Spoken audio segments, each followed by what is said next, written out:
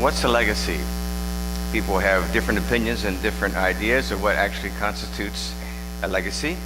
The songwriter and singer Lionel Richie said this about legacies: "I think the whole world is dying to hear someone say, 'I love you.'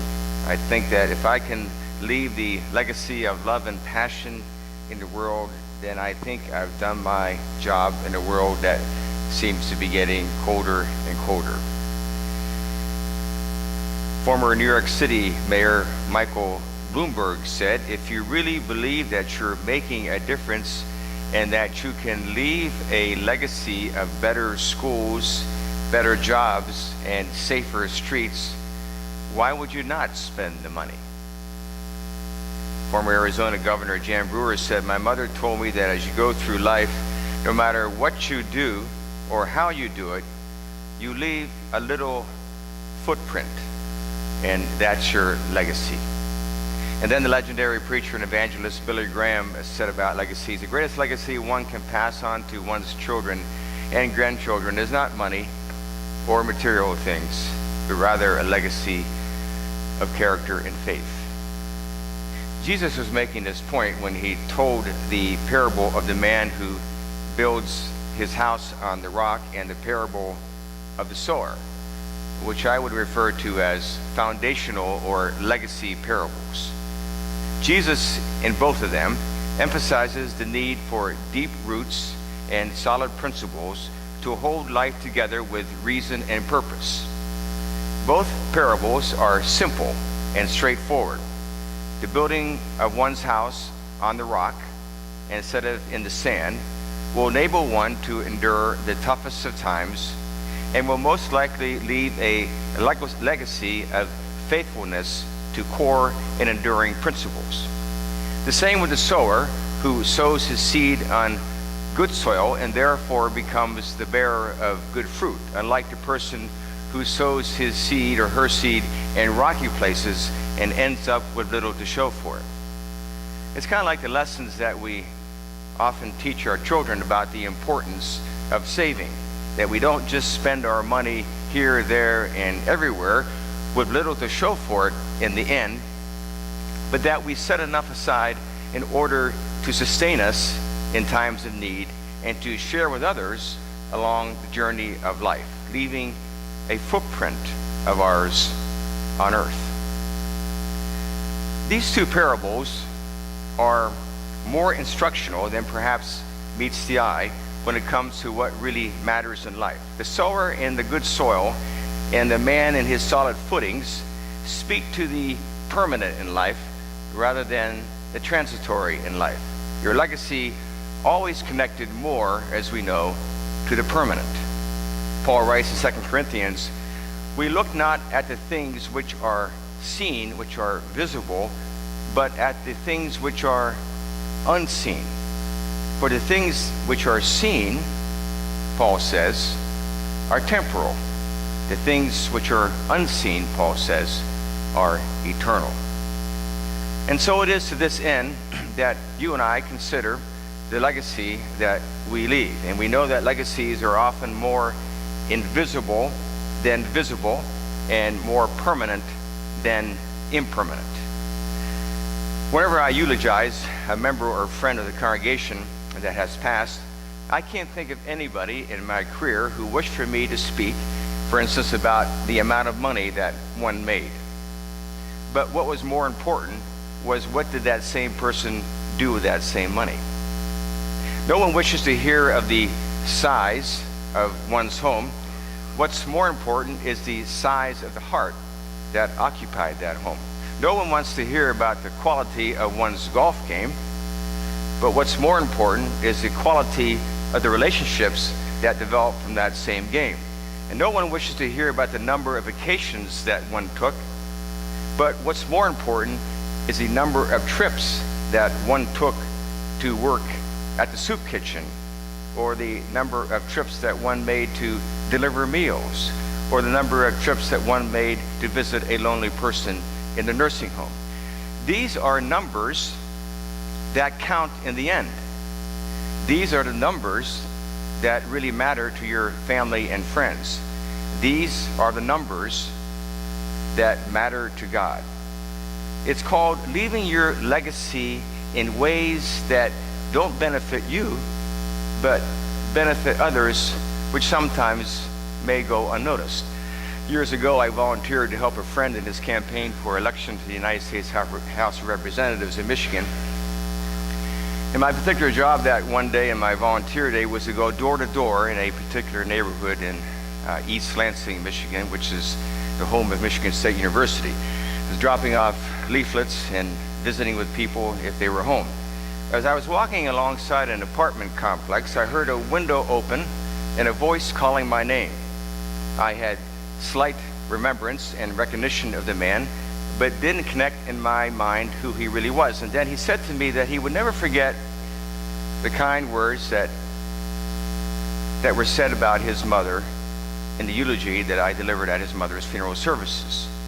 I then remembered her services, a non-member of the congregation who requested Presbyterian services. I say this not because of anything special that I did, but because some of the things that you do or you say along life's journey may leave more of a legacy than you had ever imagined. And it's often the things that you least expect to have an impact. Member Nelson Galley of our congregation gave me a book during my recovery from surgery. It was entitled Right Away and All at Once, written by a family friend of Nelson and Marilyn's, Greg Brenneman, who developed a reputation for turning around companies that were in need of turnarounds, including the likes of Continental Airlines and Burger King and others. In the book, Mr. Brenneman refers to author and columnist David Brooks' comparison and contrast between what Mr. Brooks referred to as resume and eulogy virtues. The resume ones being more external and the eulogy ones virtues being more internal.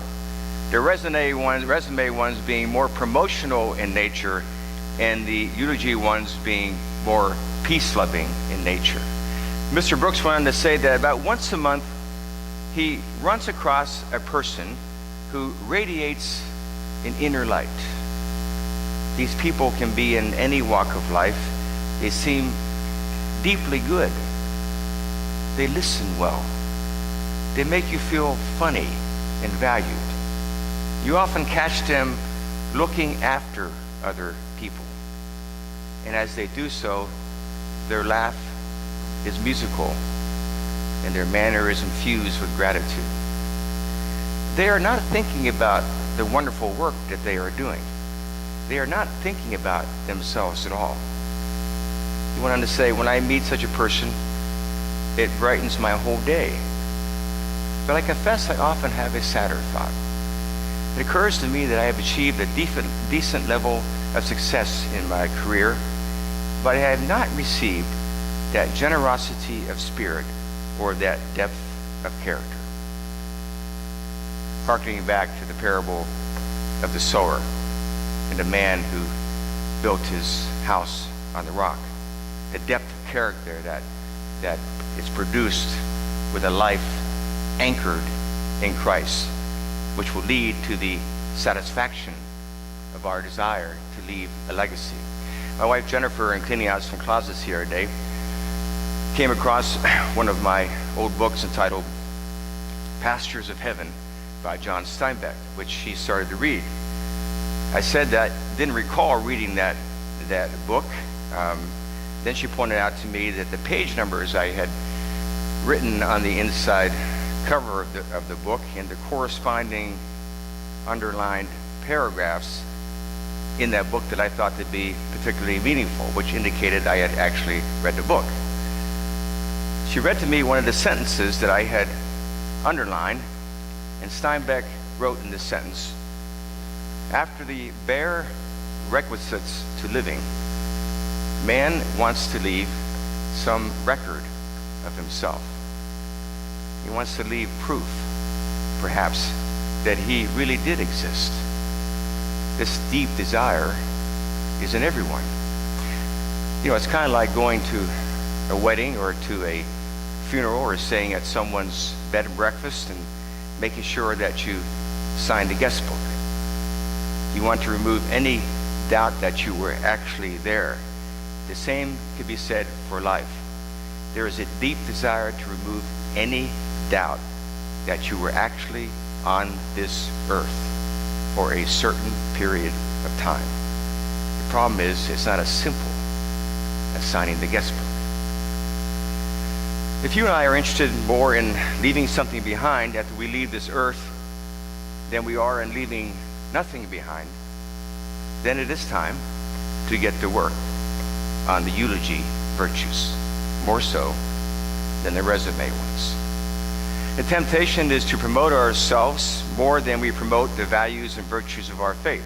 We also have to be careful to not allow the busyness and distractions of everyday life pull us away from the rich soil in which God intended us to be planted.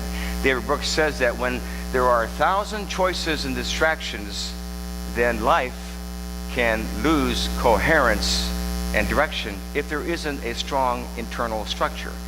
And strong internal structures produce lives of substance. So where do you stand in your life today to the quality of the legacy that you will leave?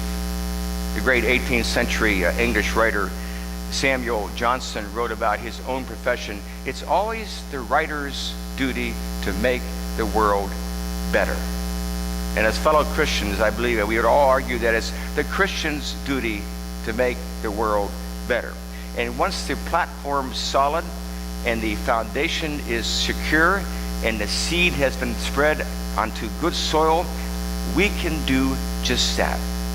And when our efforts center around making the world a better place in which to live, you and I naturally, and perhaps even unwittingly, will leave a legacy of faith and hope. You remember the Swedish inventor of dynamite in the 19th century, Alfred Nobel, the creator too of the Nobel Prizes, of course, in economics and literature and science and peace and so on. But it was an unusual set of circumstances that produced the Nobel legacy. It seemed that Alfred's brother, Ludwig, was killed in an explosion. And reporting on the tragedy, newspapers mistakenly listed Alfred as the victim, not his brother, Ludwig. And hearing and reading about the news, many celebrated in the streets because the inventor of dynamite was dead. Although originally intended for just mining purposes, as we know, it became an instrument of war.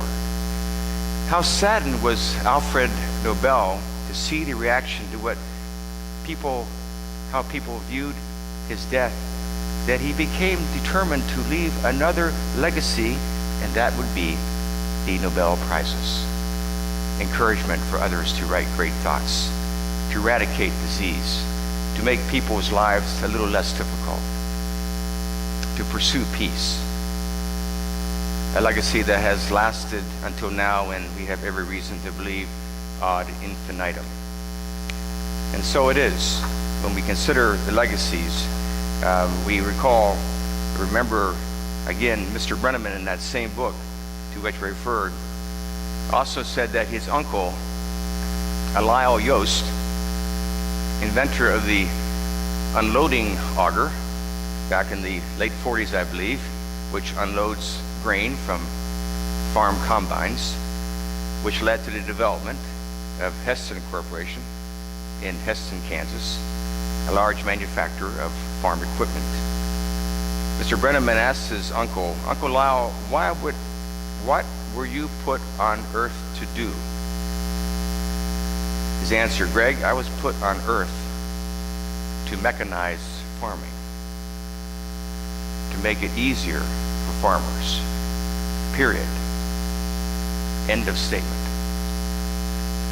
He also said that he wanted to give away all his money, everything, before he died, resulting in the establishment of the largest dairy in Latin America, which still exists today. Before the legacy of sharing came the willingness to share. Did you ever ask yourself the question that the young man asked his uncle? why were you put here on earth? In a very simple way, maybe a woman discovered the other day as she was leaving the Democratic National Convention in Philadelphia to fly home to Chicago, as reported by the Washington Post. A woman by the name of Liz Wilcock believed that there was a reason that she missed her scheduled flight from Philadelphia to Chicago. In her second attempt to fly home, she was taken to the airport by an Uber driver, a gentleman by the name of Ellis Hill. And during their conversation on the way to the airport in his car, she discovered that his son was about to compete in the Olympics at Rio in the shot put competition. She asked him if he was going to see his son compete, to which he replied, "I can't afford it," which made her think for a minute on how she could get this man to Rio. And so she made a GoFundMe raising page for Ellis. And 2 days later, she raised enough money. 2 days later, she raised enough money to send him to the Olympics to watch his son compete in a once-in-a-lifetime opportunity. Do you suppose this man will ever forget what this woman did for him? Do you suppose this woman will always remember the joy and generosity that she shared with him? What will be your legacy?